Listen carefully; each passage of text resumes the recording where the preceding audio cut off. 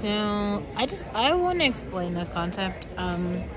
There's something to incentivizing social behavior that, when displayed, changes society. So, like, if you see a person who you believe in their life has done something or has never done something, and then you feel like you can encourage them to do something or to not do something by talking them through it, asking them through it, giving them examples of other people who have done it, because you are influential or powerful in some way. But actually encouraging them to do that thing, it does show that you have like manipulative power. And sometimes it can be interesting to watch like what they do with like how they behave.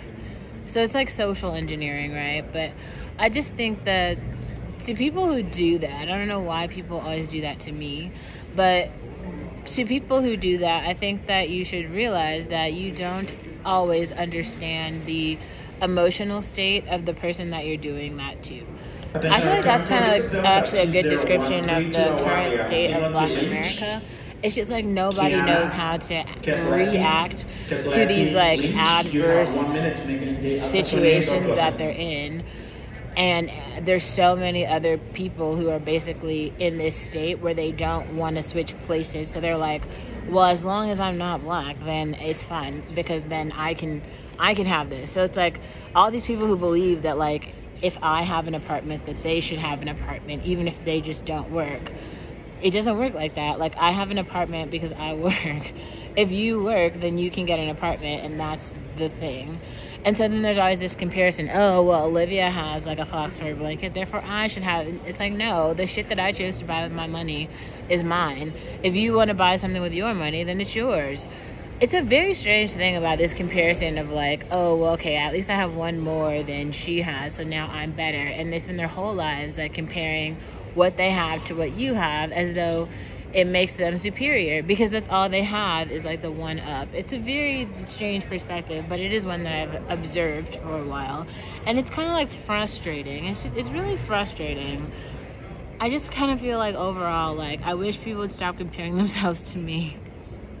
Like, just compare yourself to you and what your goals and aspirations are, and the process and story of you getting there. Like, this is why I think a lot of Black girls are like super afraid to come online, because they're like, oh my god, what does it look like to be socially acceptable online? I don't want to come online and be like problematic or whatever. But like, why wouldn't you just come online as yourself? Like, really, like what else could you be? You can craft a narrative, but at the end of the day, like, you can only really it's only going to make sense for you to talk about experiences that you had, which you can get that by having some experiences from your own perspective. But you're not going to have that from just like watching somebody else. So that's important.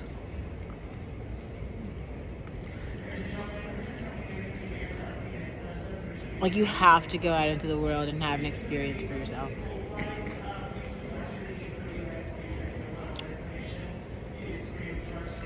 Which is not a bad, it's actually pretty interesting, I think. Well, unless people feel like they are superior to you, I suppose. Like,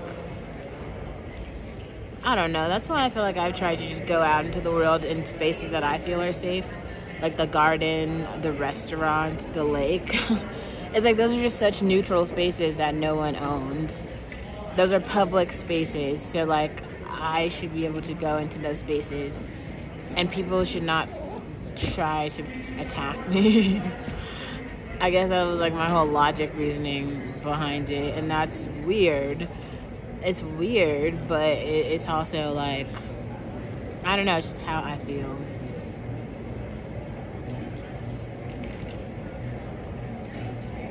Oh, it's so strange.